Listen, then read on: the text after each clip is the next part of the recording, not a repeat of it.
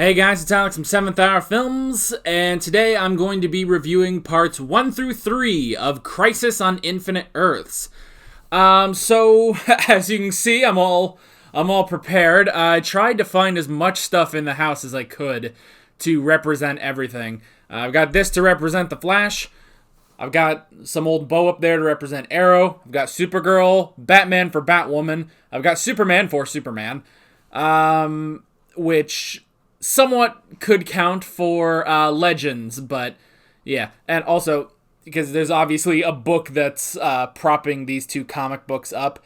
This is actually Superman The War Years, 1938 to 1945, it says. Basically, it's just a bunch of old Superman comics, like some of the original Superman comics all put into one. You can't see that at all because I've got other comic books in front of it, but oh well. So yeah, I kind of went maybe a little overboard on trying to get stuff in here for this crossover review. But yes, we are going to be reviewing 3 episodes of this crossover. This is obviously not a complete review because the last 2 episodes haven't aired, but they're not going to air for a while, so screw it.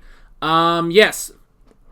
So this will be a review of Supergirl's Season 5, Episode 9, Part 1, Batwoman Season 1, Episode 9, which is Part 2, and The Flash Season 6, Episode 9, which is Part 3. Also, if you've been following me for a while, you know that I used to do these sort of reviews a lot more, and I just kind of haven't for a while. Not since maybe 2017 was the last time I did these. So yeah, I haven't done these in a little while. I just sort of fell out of it, but I have been watching all this time, and I am going to do a review for Crisis, because this is a big deal. This is a big effing deal. Crisis is, like, you know, their end game, basically. Well, right now it's their Infinity War. In a month we'll get their end game. So yeah, this is just that. I'm going to be going over my notes. This is not going to be... Sometimes I've done, like, beat-for-beat reviews, like I go through every single moment. I tried just writing down some just general notes, and we'll just kind of talk about them here. Hopefully this won't be too long of a video. And I obviously don't have my notepad like I normally do in my reactions and stuff, but I've got it all on the computer. So yeah, we're just gonna go through here, talk about some cool things, and yeah. So we shouldn't waste any more time. Let's start off with Supergirl Season 5, Episode 9, Crisis on Infinite Earths, Part 1. As I have decided to subtitle it, because none of these episodes are really subtitled, I have decided to subtitle this episode The Destruction of Earth 38. Which we should also mention, spoilers. Spoilers abound. So yes, let's go ahead and talk about that. The first thing I wrote down, this is so weird not having my notes in front of me, but whatever. The first thing I wrote down is cameos. We got a ton of cameos at the beginning of this. After the Monitor's whole monologue about the multiverse, the Monitor's multiverse monologue. Ooh, that sounds like fun. Yeah, he gave a whole monologue, and then we started to see other Earths. Some notable Earths that we could talk about. We had Earth 89, which is in reference to, actually, I have it right here. The 1989 Batman movie. I tried to incorporate it in here, but I just couldn't find a place for it, so, oh well. But yes, we went to Earth 89, Gotham City, where we saw Knox, who is from the 89 Batman film. I actually don't remember him that much, so hey, that means I need to watch that movie again. So that was a cool cameo. We got a cameo from the Ray on Earth X. What else was there? I actually didn't write these down, which is probably a bad idea, but oh well. Let's see. We also had Earth 66, which brought us a cameo of Burt Ward as Robin. That was awesome, and you know they're playing the music, that da na na na na na na. That was amazing. You know, when he turns around and he's, holy crimson skies of death. It's like, oh, all we're missing is the Batman. You know, all we're missing is him to, you know, tell that to Batman, basically. It's, oh, that was so cool. I love it. This and we'll get into this a bit more later, this sort of brings in one of the most amazing things about this crossover, but we'll get to that in a bit. Let's see. Was there anything else? This is going off the top of my head, and this was a few days ago for me now. I don't quite remember. We did cut back to Earth 38, where we had Will Wheaton, actually, as like a Doomsday sort of guy. Not the character of Doomsday, but like, he's holding up the fucking sign, the end is nigh. Supergirl cannot save you, and then something happens and Supergirl saves him. That was a funny moment. I like that. So yeah, we have, the next thing I wrote down is the wave that's coming to Earth 38, technically. Yes, they're pretty much one of the main things about these 3 episodes is the wave of antimatter that's spreading throughout the multiverse and destroying universes, which is crazy. It's pretty crazy that that's happening. And so yeah, you have that, and it's currently headed for Earth 38. In the middle of that, it's headed to Argo City, where we see Lois and Clark and baby Jonathan, which was cool. And they just, it's like, oh, destruction is coming. Well, we better send Jonathan away. And they just send him away in the spaceship. Kal-El has become his father now. I like that. Let's see. And then, so Argo City is gone, which fucking sucks. That's most of the Kryptonians. So fucking, their planet got destroyed again. That does kind of suck. The next thing I wrote down was Harbinger unites the heroes, which is true. I don't know why I said it like that. Like that was supposed to be a lie. No, all this is true, but whatever. So yes, Harbinger, or Lila, goes around and unites all the heroes, which we saw at the end of the last episode of Arrow when she goes to get Oliver and Mia, which is pretty cool. Actually, Mia sticks around for a good chunk of, actually all 3 episodes of the crossover so far. Mia has stuck around, which I like, because, sometimes one of the things about the CW crossovers is that sometimes certain characters have to go to the side. And we'll talk about that a little bit later too. But I like, they are bringing in certain characters on certain episodes. Like, they'll bring in Supergirl characters on Supergirl. They'll bring in Batwoman characters on Batwoman. Well, they bring in one, but whatever. And then, on The Flash, here's some more of their characters and stuff. Which is fine. It'd be impossible to write every single character to be in every single episode. That'd be next to impossible. But despite that, Mia does stay throughout all 3 episodes, which is pretty good. And hell, at a point, we'll get into it a bit later, but she has more to do than even Oliver Queen. So,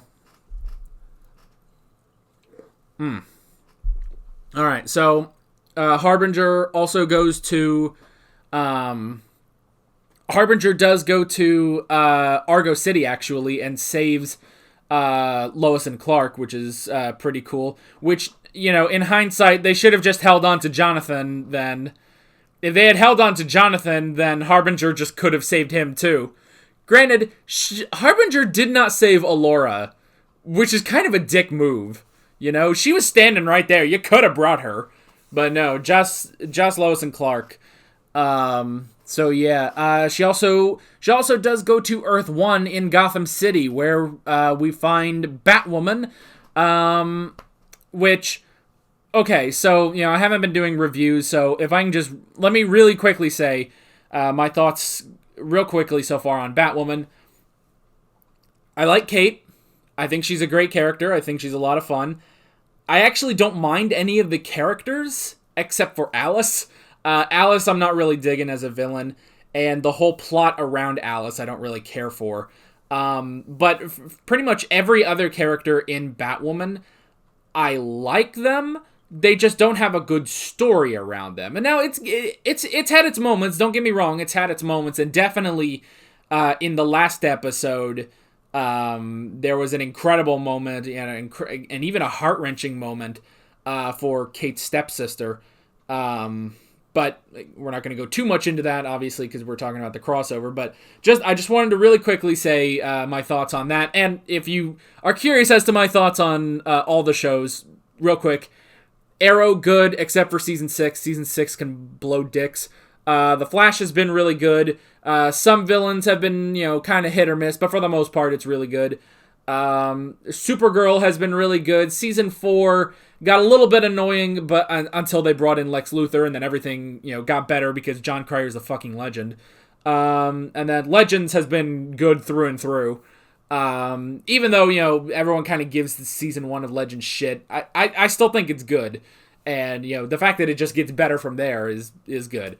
And yeah, Batwoman 2, Batwoman 2 it's good. I like the characters. I just don't think there's a decent plot around them yet. But Harbinger goes after Batwoman as she is in her continued search for Alice, which she has been doing since she became Batwoman. Also, she was already Batwoman in Elseworlds. So here's an issue. How long has Season 1 of Batwoman been? Because Elseworlds took place last year, 1 complete year ago. And Kate became Batwoman in her, fight against Alice, and now is going into Crisis. But she's already, you can tell she's been through Elseworlds already. So, at what point... Now, I heard someone say that in one of the episodes of Batwoman, they actually say over, police radio, or, no, they say it on the news, I think, that it's like, oh, well, there was a recent break-in there was a recent, incident at Arkham Asylum. That's Elseworlds. But that's, 3 episodes before Crisis happens.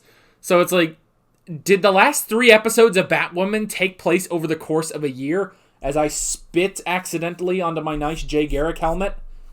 So, Batwoman's timeline, I guess we have to throw into question. Although, when you really stop and think about it, it doesn't really ruin anything.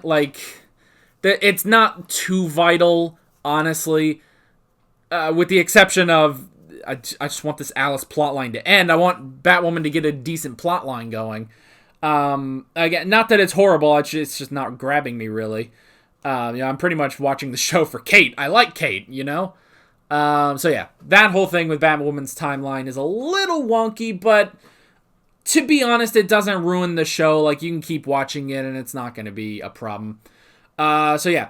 Harbinger unites all the heroes onto Earth-38, and they realize that Jonathan's pod, baby Jonathan's pod, was knocked off course and went through a temporal spatial wormhole, where it ended up on Earth-16 in the year 2046.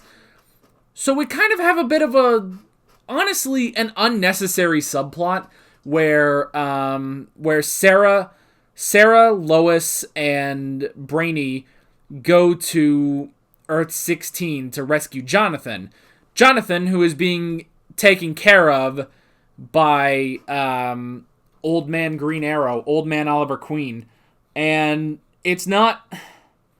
See, they make reference that, well, the Legends have gone to 2046 before. Apparently, they must have also accidentally ended up on Earth-16.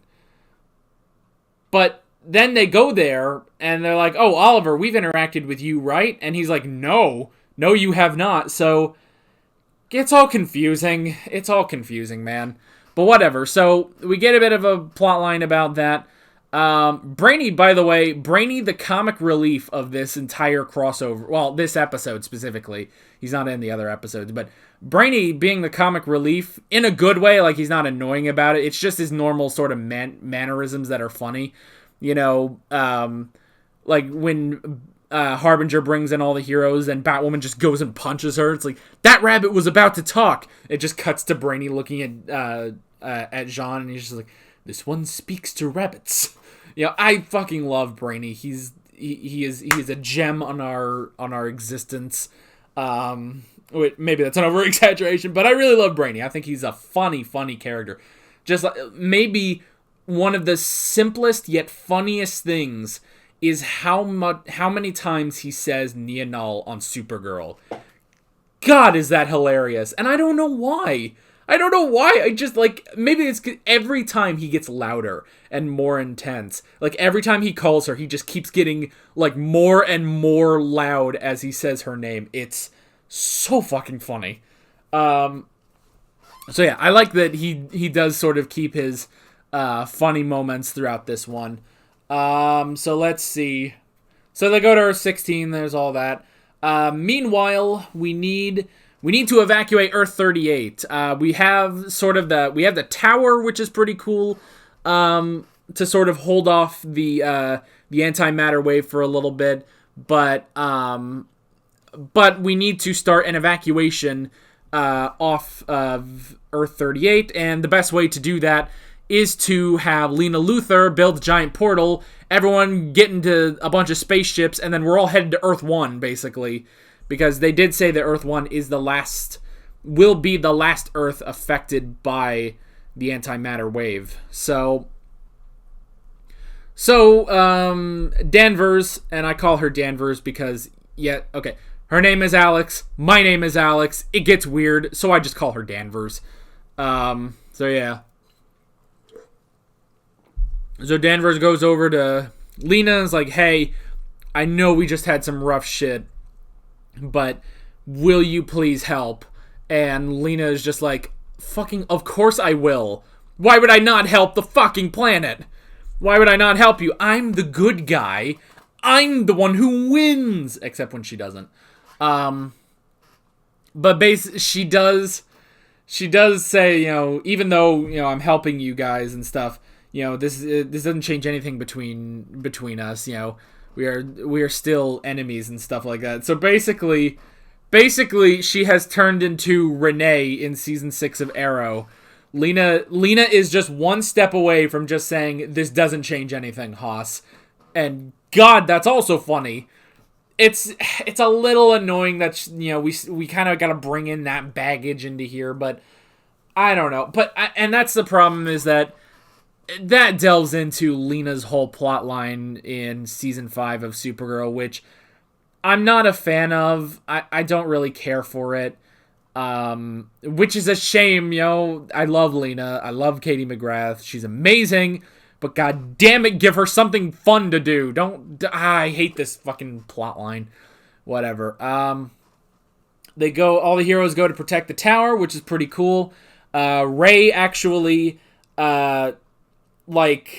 alters Kate's batarangs to be, more effective or something. I don't know what the fuck he was doing, but he did something, and then she just sliced through, 8 of these fucking, Dementors. By the way, the Anti-Monitor, who is the villain, we haven't established that until now. The Anti-Monitor is the villain, which, it's Crisis, it's kind of obvious. You have the Monitor, you have the Anti-Monitor.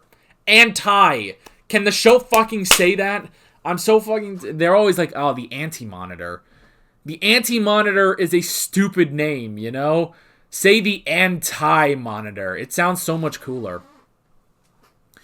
They protected the tower while everyone was evacuating. They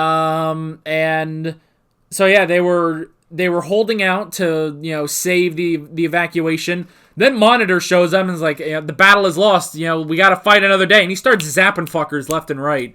He starts zapping them away to Earth 1, But that's the thing, is that he's zapping everyone. Batwoman, Sarah, Ray, Flash, Mia, Superman, Supergirl. He sends all of them back to Earth 1. And then he stops, and then he looks at Oliver, who's the only one left. He's the only one who hasn't been sent back. And he just looks at Oliver and says, Oliver, it's time to leave. What? You didn't say this to the others. You just zapped them the hell out of there. But he's giving Oliver a choice for some reason. And Oliver's like, well, is everyone off the planet? And he's like, no. And he's like, okay, well then we're not done. And he keeps going.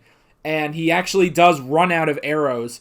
So, as the last man standing, because Monitor zapped everyone else, as the last man standing, Oliver Queen, with his fucking human-ass fists, goes up against like 80 Dementors and just faces them in battle alone. Because he even, like, with one of his last arrows, he knocks the Monitor down. He's like, you're not fucking zapping me away. I have to save these people. And eventually, we cut back to Star City in the bunker, and the Monitor shows up with Oliver's body, basically. His beaten, broken body. And he's like, the Monitor says, like, of the 7 million people on Earth-38, only 3 million of them survived.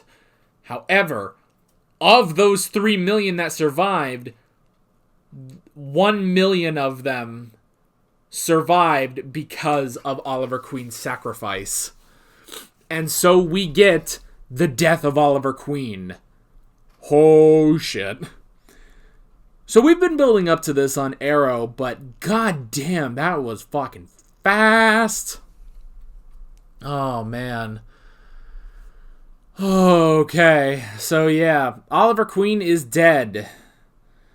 Died in the arms of his daughter Mia, and near Supergirl and Flash. Oh, and Pariah shows up. Nash is now Pariah. Okay. That sort of happened off screen.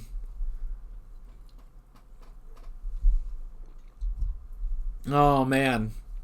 Crazy fucking episode. Crazy start to the crossover. Crazy fucking start to Crisis, but it was pretty damn good, I have to say. So yeah. So, let's go ahead and move on. Part 2. Batwoman Season 1, Episode 9, Crisis on Earth. Crisis on Infinite Earths. Part 2. I may have almost said Earth X, but that's 2 crossovers ago. This episode I am calling The Search for the Paragons. So, okay. So Barry and Mia are not having any of this shit and decide to go find a Lazarus pit to revive Oliver. Okay. Harbinger goes to another Earth. I think it's like Earth 74, I think. And finds Mick Rory on the Wave Rider alone. Apparently, he's the last of the legends of that Earth, and just because everyone else retired, and so he just kept the ship.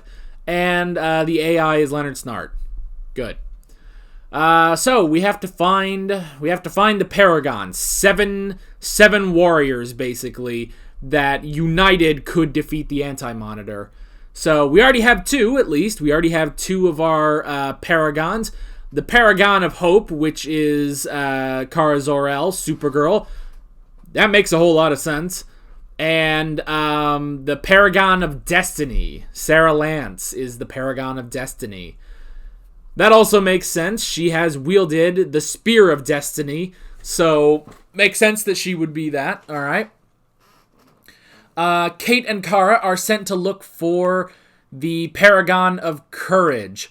Meanwhile, we get the return of Lex Luthor, who takes the newly revived Book of Destiny and is like, all right, I have this. And in this John Cryer way of talking, he's like, all right, I have the Book of Destiny. I'm going to go kill Superman. Bye. And he just disappears. That's it. He's going to go kill every Superman in existence, basically. So, Lois, Clark, and Iris go searching for the Paragon of Truth.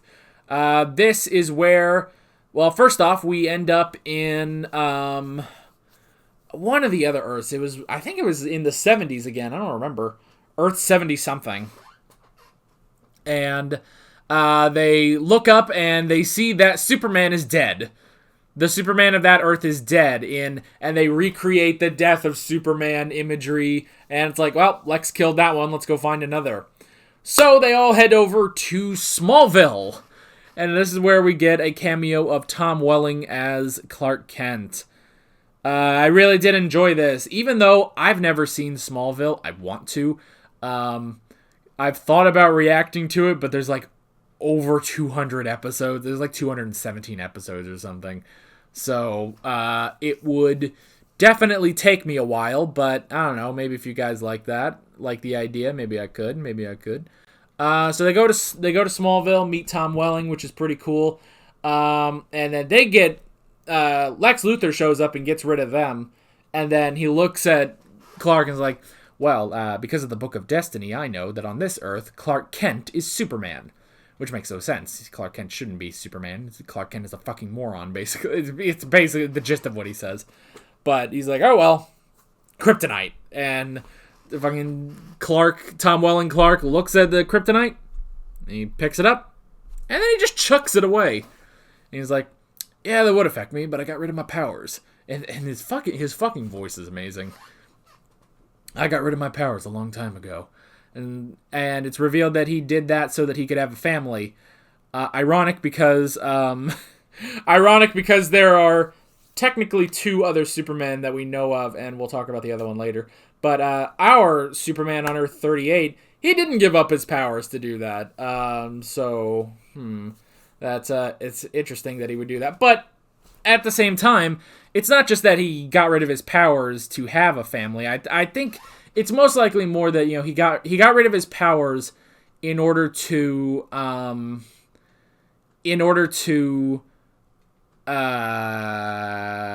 words escape me. Oh, to probably just have a normal life. So that's pretty cool. I actually do kind of like that.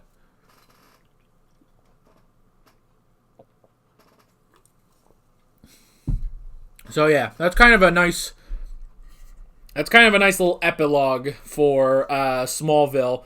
I'm sure everyone that has ever watched Smallville probably fucking loves that. I loved it, and I haven't seen Smallville.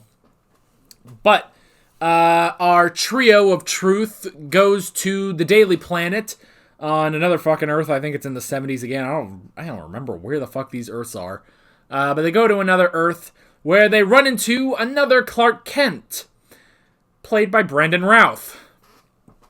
Yep, they run into Brandon Routh's Superman.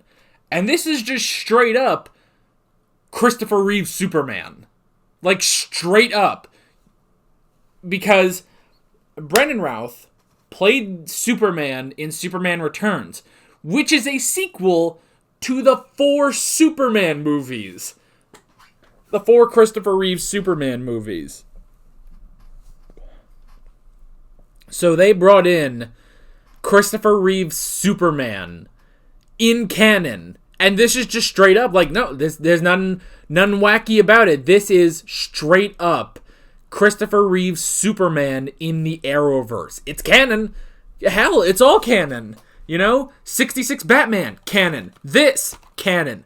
Christopher Reeve's Superman, canon. It's all canon. I was supposed to mention that there was a Titans cameo. Sorry, I haven't seen Titans. I haven't seen that either. And I don't know, that first trailer to Titans, was a little off-putting to me, and I haven't watched it. So, I don't know. Maybe we could react to that too, maybe. I don't know. But yeah, so that's canon. Every fucking thing in DC is canon to the Arrowverse now. Except for the movies. The movies are the only things that so far are not canon. Those are their own thing. Man of Steel and all that stuff. That so far is not canon. Which... I don't know. I don't want to go on a rant, but let me just quickly say, there was an article that reported that the people that currently make the DCEU movies, Man of Steel, Batman v Superman, Justice League, Wonder Woman, all that stuff,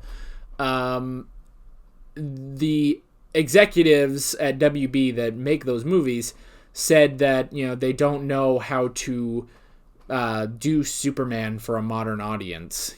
How do they update him for a modern audience? And they just don't have any ideas, so they're not going to use him anymore. And without going into a full rant, I will just say those people are fucking morons. Because the CW does that perfectly. But we're not going to get into that here. So we run into Christopher Reeve's Superman, which is pretty cool. Christopher Reeve's Brandon Routh as Christopher Reeve's Superman. Straight up. And, see, when we were looking for the Paragon of Truth, we have a Kryptonian who has endured more loss than any mortal man can endure. And that is revealed with how the Daily Planet was actually gassed. And Lois Lane, Jimmy Olsen, Perry White, all of his colleagues, his wife, everyone, they all died. And he survived because, well, he's Superman. So he has lost everything. Then Lex Luthor shows up and makes this Superman evil, which he does, go and get his suit, and then Earth 38 Superman goes and gets his suit, and it's cool, like this a meeting between Supermen, and actually on Brandon Routh's suit, the logo, his emblem is different, and a lot of people have said that he is Kingdom Come Superman, which apparently is like the most powerful of the Superman, which is pretty cool. But I don't know anything about that. Sorry. Sounds cool. I like the logo. So Lex comes in. They have a fight. It's pretty cool. They knock Lex on his ass. Lex on his ass. Yeah. The next thing I wrote down was when Ray met Clark. Yeah, so of course we already have Brandon Routh playing the Atom. So if we're going to bring him in if we're also going to have him play Clark Kent, the two of them need to meet. And I love, it just cuts, and it's just the two of them just standing, together. They do the effect to make both of them stand there. And Ray is just like, so do you have a gluten allergen, just like me? And Clark is like, no, actually, I don't. And I love the distinction that Brandon Routh does between Ray and Clark. And I realized it, is that Ray is a giddy child and Clark is a man. He is a mature man. I love the difference between... I love how he does the difference between Ray and Clark. It's incredible. So... meanwhile, Kate and Kara head over to try to find the Bat of the Future, the Paragon of Courage, where they run into, Buff Luke Fox from Batwoman, almost shirtless, which is interesting, and then they run into Bruce Wayne. Finally, in the Arrowverse, we brought in Bruce Wayne, and he is played by Kevin Conroy. Holy shit, that is awesome. Kevin Conroy fucking selling it. He does it all the time and voices his first time doing Bruce Wayne in live action. And he fucking sells it. Perfect. Only issue, is kind of a psychopath. He's murdered so many people. He's old as shit and he's murdered so many people, including Clark Kent. So, yeah, that doesn't go well. And Batwoman accidentally ends up killing him when he tries to kill Kara. Which is odd. I kind of wish you could have just let him sit there and stew. I mean, hell, he was going to die in the fucking crisis anyway, because of the fucking antimatter wave, but oh well. But yeah, that was, that was interesting. It was still great. I love it. Just the interaction between Bruce and Kate was good. Even though, see, they give Kate a lot, which is good. She's one of our main characters now because this is still an episode of Batwoman. But at the same time, it's like, I haven't had enough of Kate. I need a bit more of Kate to be a bit more attached to her, when she's doing some of this stuff, I don't know. It's like I haven't quite gotten there yet. Because we haven't even had a full season with Kate, and she's, doing some of this shit in Crisis. So, well, isn't that, one of the best complaints a person can have? It's like, when I complain that I haven't had enough yet, that's probably good, I haven't had enough of Kate yet to really form an attachment, when she's confronting Bruce. So, yeah.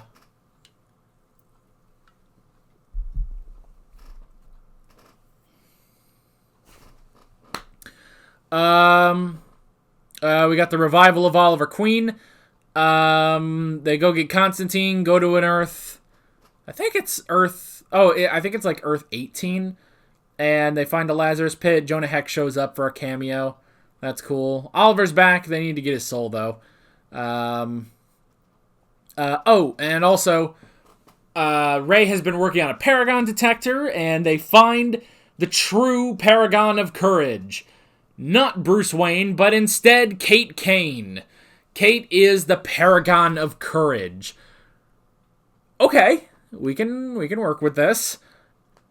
I mean, even she says, like, I'm so early in my, career as a vigilante. Like, I just started a few months. I swear she says, I started a few months ago, but I'm not sure about that. But she says, like, I only started recently. It's like, am I really a Paragon? So I like that even she says that. So, yeah. And then at the end, Harbinger has been tripping balls this whole episode. And then she finds the Anti-Monitor, and goddamn does he look cool. Like, holy shit, he does look really, really cool. So yeah, I like that. I almost thought that it was just going to be him, because I knew it was the same guy playing both Monitor and Anti-Monitor, but for some reason I just thought it would just be him, but they did put some fucking makeup on him, so it works. And that's that episode. My recording is up to 38 minutes, so hey, this isn't going to be, as long as I feared it might be. But we still have one more episode, and I'm going to try to power through this kind of quickly. I know I said, we're not going to go beat for beat, but we are kind of going beat for beat, unfortunately. But sometimes that can't be avoided. I'm going to try to do better in the next, when we review Part 4 and Part 5 in January. But, yeah.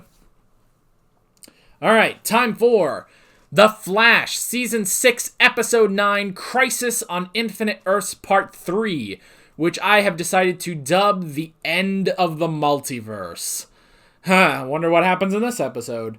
So, we have to find the final 3 Paragons. Luckily, Ray's machine is so fucking good. I don't even know how it detects a Paragon, but whatever.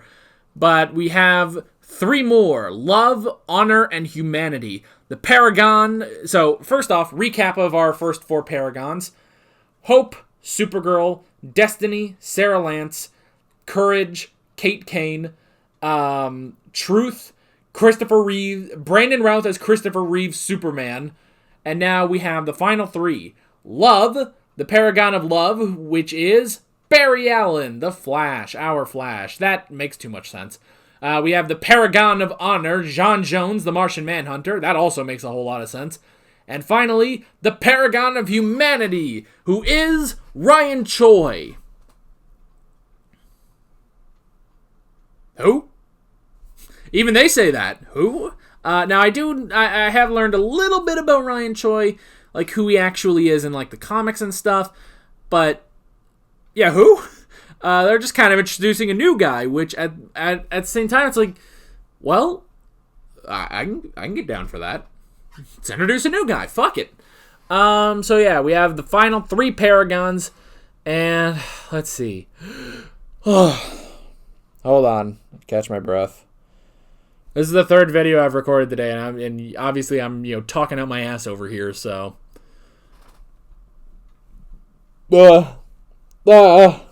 All right. Where was I? Hope for Earth 38. Kara decides she's going to use the Book of Destiny in order to restore Earth 38. Problem is, that's a very large-scale thing to do. So, it could drive her mad, which causes a slight conflict between Kara and Kate. And, basically, it's honestly just Kate trying to convince her not to do it, even if she has hope. She has to hope that there's another way without losing herself. If we need all 7 Paragons, then we cannot lose Kara now, Honestly, I'd wait till all this is over. Wait for it to be over and then do it, but I don't know. Then we get the Flash vanishing in Crisis. So they go to the entrance to the, I guess, place where the Anti-Monitor has been held since the beginning of time. Pariah, also known as Nash, but he's really just Pariah now. Pariah shows them the way, and they go in, and it's in Central City. So the Anti-Monitor has just been chilling in Central City this whole time, which is pretty crazy. Also, Monitor gives Cisco his vibe powers back, which is interesting, which it's not... Well, it is actually necessary now that I think about it. You do need it. You do need it in this for reasons, but yeah, it is interesting after everything like last season of getting rid of his powers, which, hell, if he can make another cure, then I guess he can just get rid of his powers again. I don't know. But yeah, that was definitely interesting. And, the Monitor just did it. He's like, all right, and here's your powers. Bye. And then he floats. So he just sort of disappears. I love that the Monitor never walks anywhere. Like, this is hilarious. I don't know if we've ever seen him just walk somewhere. Like, he always just teleports everywhere. It's hilarious. So, yeah, so they make it there. They go in. They find a treadmill, and a blur is on top of the treadmill. And they find out it's the Flash of Earth 90. John Wesley Shipp's Barry Allen, which is pretty cool. And basically, they get him off the treadmill. And so basically, he has been powering the antimatter wave this whole time. Like, he is the power, basically. He has been powering the wave this whole time. So, pretty much, like...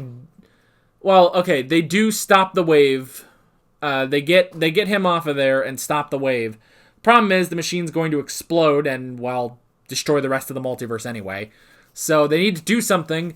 Pariah, meanwhile, disappears and comes back with Black Lightning. Black Lightning just shows up in this.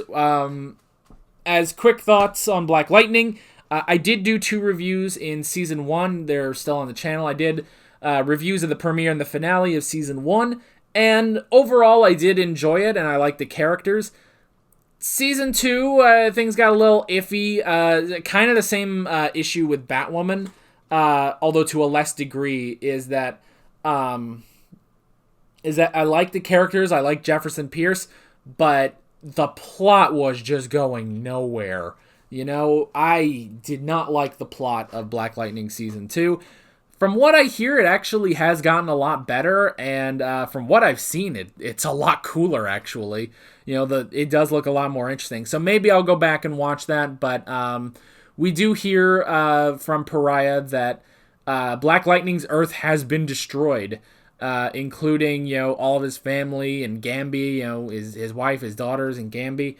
And so that is some shit, but that makes me think that, well, they'll figure something out.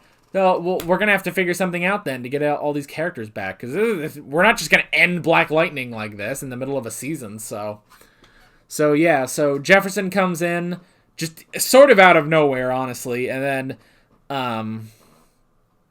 then Barry, Barry's talking to him, and he's like, we need your help. He's basically going to try to contain all the power of the Anti-Monitor's machine. A little tricky for him, though. And meanwhile, Barry and Barry hatch a plan where Barry is going to vanish in Crisis. And so Barry says his goodbyes to Cisco and Caitlin, who are there. And, we find out he said his goodbyes to Iris already. And then Barry decides that Barry should not sacrifice himself, and instead Barry should sacrifice himself. So Barry takes Barry's lightning, and then Barry... knocks Barry out. So Cisco opens a breach for Barry to go back on the treadmill instead of Barry, and then Barry dies in Crisis. If you're very lost on what the fuck I'm saying, I did that for comedic effect, just because they're both named Barry Allen. But yes, the Flash of Earth 90 does sacrifice himself in place of our Flash, our Barry Allen. Hold on, Darby's gotta go bark at something. One sec. Okay, where was I? Yes, the Flash sacrifices himself because he does say, Monitor said Flash must die in Crisis. He never said which Flash. So he sacrifices himself, and while he's, running, they're playing the 90s Flash theme, and it actually does cut to one of the scenes between Barry and Tina from that show, which was and again, I've never seen that show, and it's tugging at my heartstrings. So yeah, so the Flash has vanished and died in Crisis. Oy. We go get Ryan Choi, who's just a dude, and he is an engineer, and he is a huge fan of Dr. Palmer, which is pretty cool. But yeah, he's just kind of a dude, and it's like, okay, he's the paragon of humanity? I don't know. So we're going to have to get a bit more of that later. Meanwhile, we need to save Oliver's soul, so we go to Earth 666, or 666, if you want to say it correctly. You get the idea. They go to Earth 666, almost forgot a 6, and Constantine takes Diggle and Mia to his friend Lucifer Morningstar, played by Tom Ellis from the show Lucifer. So that's crossed over too. Fucking everything is crossed over. The only thing we're missing is iZombie, honestly. God, I wish that actually would be the most hilarious thing, is if Liv from iZombie was the paragon of humanity. God, that would be funny. But I don't think they're going to cross that over, unfortunately. But yeah, so yeah, we have a cameo from Lucifer, pretty cool. Once again, I haven't seen Lucifer, but still cool. They end up in Purgatory, which is personalized for every soul that enters Purgatory, and for Oliver Queen, it's literally Leanne Yu again. And they find Oliver, and they're like, oh, we need to convince him that it's us. And they do. It's really easy for him to remember. And it's like, okay, that was fast. And Darby wants in. So, I'm back. So the next thing I wrote down was the Spectre. So this dude just walks up to them and is like, hi, I'm Jim Corrigan. And it's like, what? And Constantine's like, oh, not the one I know. And it's like, what? Who? And he's like, I'm the Spectre. Like, what? He's like, Oliver, it's your turn to be the Spectre. And Oliver just goes with him to be the Spectre. And it's like, what the fuck? It happens so fast, and you don't know what the hell is happening. But apparently Oliver is going to be the Spectre. Whatever the fuck that means. We're going to have to find out. Meanwhile, every Earth but Earth 1 has been destroyed. And then Earth 1 is destroyed when the Anti-Monitor takes control of Lyla completely and restarts the antimatter wave, destroys Earth 1, and Pariah, using whatever bullshit weird powers he has that are completely unexplained, sends the 7 Paragons to the vanishing point. And everyone else is dead. These are literally the last 7 people in existence. As Earth 1 is destroyed, the Wave Rider is destroyed, Black Lightning is dead, Iris dead, Superman of Earth 38 dead, Lyla dead, the Monitor dead, Pariah dead. Fucking everyone is dead. It is crazy, man. We also get like a beam struggle between Monitor and Anti-Monitor, which is pretty cool. But yeah, Pariah sent the Paragons to the vanishing point, a place outside of time and space where the Anti-Monitor cannot follow them. I like that. I like the explanation of that, because it's like, where the hell do you send them when the multiverse is destroyed? And it's like, well, the multiverse is destroyed, but the multiverse is destroyed, but there is still one place outside of space and time that we have set up since the beginning of Legends. We brought that into the beginning of Legends where the Time Masters were. So I like that. I like the explanation of that. It's like, oh, we went to the vanishing point. But someone else came too. Brandon Routh's Clark, he starts to disintegrate, and we're not sure what's happening. And then he is replaced by Lex Luthor. And Lex says that he says that he saw in the Book of Destiny that everyone escaped to the vanishing point. So he literally wrote his name over the symbol of the Paragon of Truth. So now he's the Paragon of Truth. That Clark is dead. That Clark is dead, and Lex Luthor is now one of the 7 Paragons in the Vanishing Point, which is the most Lex Luthor thing he could have done. God, it's like he's such a bastard of a character, and then John Cryer, beautifully playing Lex Luthor. He is amazing. I love it. And that is where we leave everyone. The multiverse has been destroyed. There are only 7 people left in existence in the Vanishing Point. And yeah, come back in a month. This was our Infinity War. This was our Thanos 1. Come back in a month, basically. So yeah, we are going to do that. But yeah, really enjoyed these 3 episodes. They were amazing, and I can't wait to get to the final 2 episodes that are going to be airing back to back on January the 14th. Crisis, which will be Arrow Season 8, Episode 8, Crisis Part 4, and Legends of Tomorrow Season 5, Episode 0, Crisis Part 5. Because Legends has not been airing, so it's a special episode of Legends. Legends has not been airing, it's a special episode of that. So yeah. I really did love this. I feel like I should say there are a bit of, like, maybe some pacing issues, but at the same time, stuff that needs to get done gets done, basically, is what you can say about Crisis. So yeah.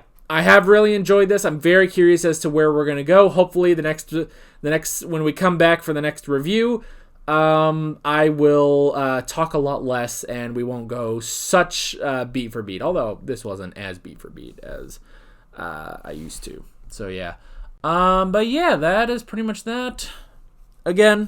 Once again, really enjoyed this. I loved all the cameos. Perfect. Mwah. Again, perfect. And I love the idea of bringing in Brandon Routh as Superman and continuing on from the original Superman with Christopher Reeves. I think that is just fucking amazing. So you could watch Superman 1 through 4, then Superman Returns, and then Crisis to get the complete story of this Superman. That is so amazing. So yeah, this is DC at its finest, I have to say.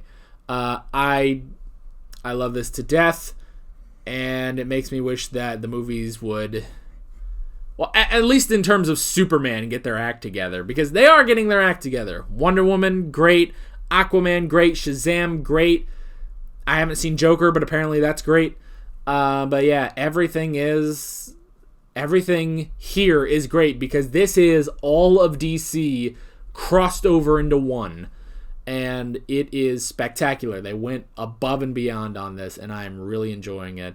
And next time we will come back for part 4 and part 5 of Crisis on Infinite Earths. So with all that being said, I'm Alex from 7th Hour Films, and I will see you guys next time. Take care.